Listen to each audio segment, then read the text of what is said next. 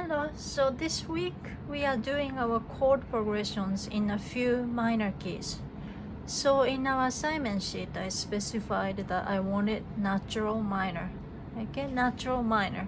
So why did I even say that? Yeah, so what are the other kinds of minor scales you know? So you know harmonic scale and you also know melodic scale. But before you worry about that, before we worry about those three versions of minor scales, let's do the big picture first. Okay, how do you figure out the key signature for your minor scale? Do you remember the term relative keys? Relative keys are minor third apart. So, E major, what's its relative minor? Are you gonna go minor third up or down?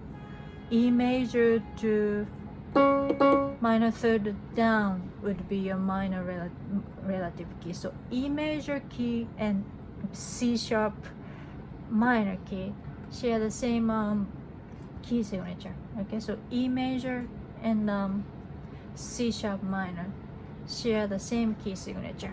So in this video, I'm going to do the easiest so that you can spot mistakes if I make them, and we can just focus on, we don't have to worry too much about what black keys we should use. So C major to A minor, right? Minor third down. So that means, so yeah, this is the easiest one. That's why I'm gonna do this in my video, and that's why I don't want you to do A minor.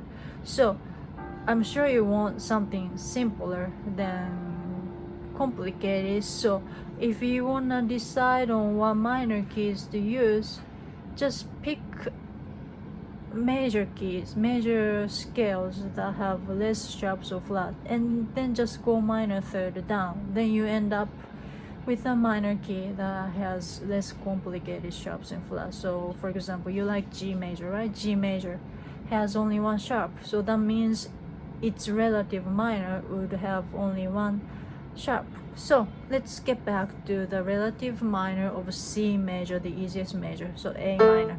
Okay, so natural minor is called natural because you don't have to do anything. I'm gonna do it here. Okay, now harmonic minor would raise scale degree 7 half a step up. That's your harmonic. Now, melodic minor would raise 6 and 7. Then that's going up. Going down is the same, okay? Going up and down, it's different with melodic minor. Now, so are you okay with that? So natural is plain and simple. Just keep everything the same from your relative major. Harmonic minor, you raise scale degree 7. Melodic minor, you raise scale degrees 6 and 7 when you go up. Going down, natural minor. So for this exercise, I want everything in natural mode, in the natural mode. Why? This part I didn't know this until recently, but in popular music, apparently natural minor is the most common. And how does it come out? How do they even know? It's actually based on somebody's bachelor's thesis. Somebody listened to a whole lot of popular music that sold well this year top charts for the past I think 10 years, and kept the record, like what kind of chord progressions are used. And he figured out that natural minor is more common. How does he even know that? How does the difference manifest is what I'm trying to ask. Yeah, why did I specify, and how does anybody know that natural minor is used? You can tell when you hear a chord that includes scale degree 6 or scale degree 7 or scale degree 6, because that's where the difference comes through. So if you're using the natural minor, let's stick with A minor. If you're using natural minor. 5 chord would be minor. But if you're using harmonic minor, your 5 chord in A would be major. So that's how you know, and that's how it makes a difference. Our chord progression today is 1 3 7 4 1 3 7 4. So which one would get affected, do you think? So 3 chord would have scale degrees 3, 5 and 7. Okay, so that's where it matters. I want natural, so I want this. No. Okay, that would be for your harmonic. Okay, so that's for 3, and then 7. Yeah, right off the bat you can tell it makes a difference, because scale degree 7, yeah, if you're doing naturals, yeah, it's very strange that the 7th chord should be just plain simple major triad, but yeah, if you use natural minor, that's what it is. Everything else diminished. But so our chord today is 1 3 7 4. So I recommended, if you watched my chord progression step-by-step video, I recommended that you actually write out what you have to do. Write out in 2 ways. Here's the first way. So 1 3 7 4. That's simple enough, but try to look at it. I'm talking about this part. Yeah, this already tells you what this part chord progression should feel. Minor, major, major, minor, minor, major, major, minor. So a little bit sad, happier, happier, sad. That's the biggest oversimplified picture. Oversimplified, but it's helpful, because if you do something wrong, you would hear it. If you hear something like dominantly sad here, you did something wrong. This is the first step you have to write out. Then this is what you should do here. Write out the pitches that belong. Okay? Then, yeah, let's get started. So, your left hand, let's try root position first. 3, 6, 4, and then, just like I recommended in the step-by-step video, just do everything root position first, so that you can get the sound in your head.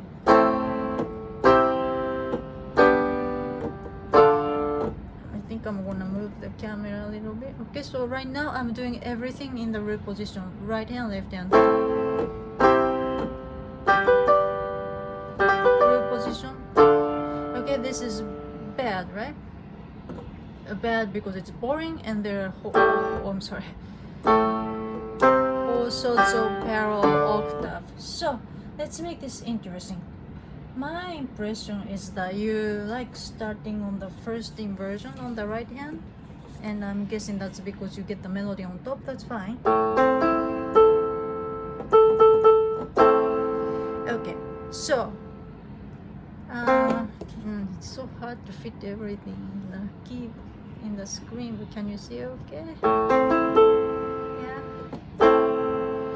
What do you want to do next?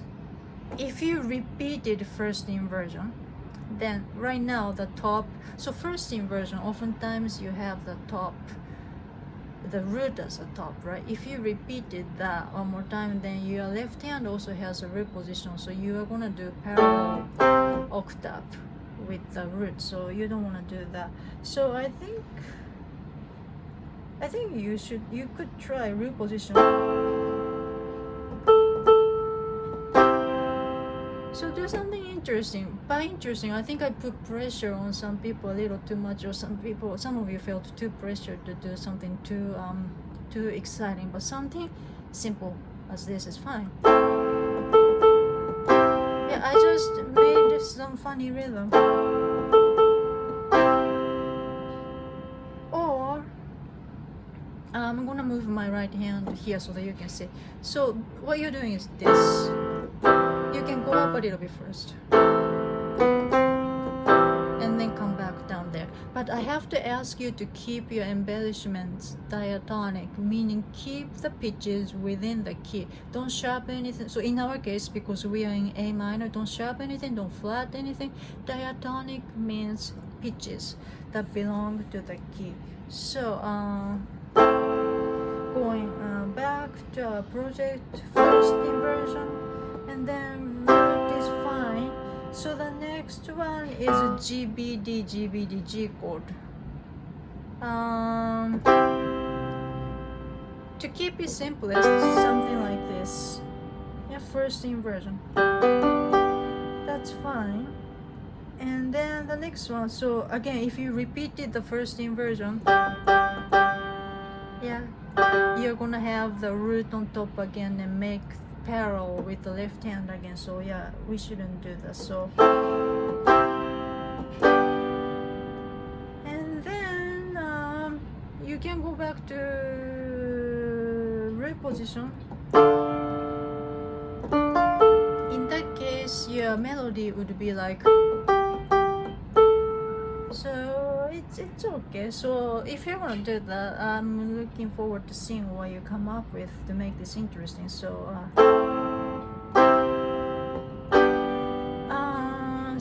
we tried reposition. We crossed that first inversion, because if we did first inversion, it's gonna do parallel fifth. So let's try second inversion of D minor chord. So D F A D F A D F A. What's the second inversion? D F A. So A D F. Yeah. So.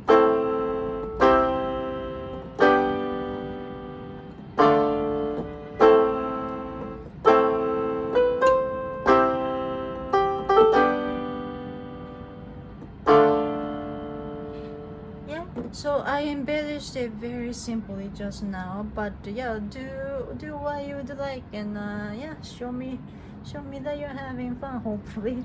Now, here is our next step I want you to challenge yourself with.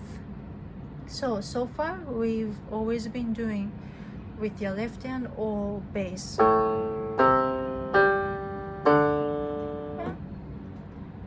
Because I think it helps you to think about what chord you're using if one hand is just doing root position. But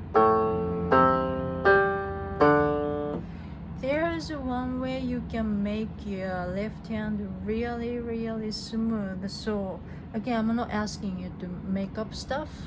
Yeah, I'm asking you to just pick one of the pitches. So you can start from A, root of the first chord. But if you pick the right pitch from the next chord and another correct pitch from the following chord and so on, you can kind of make a descending scale. Okay. Should I give it away?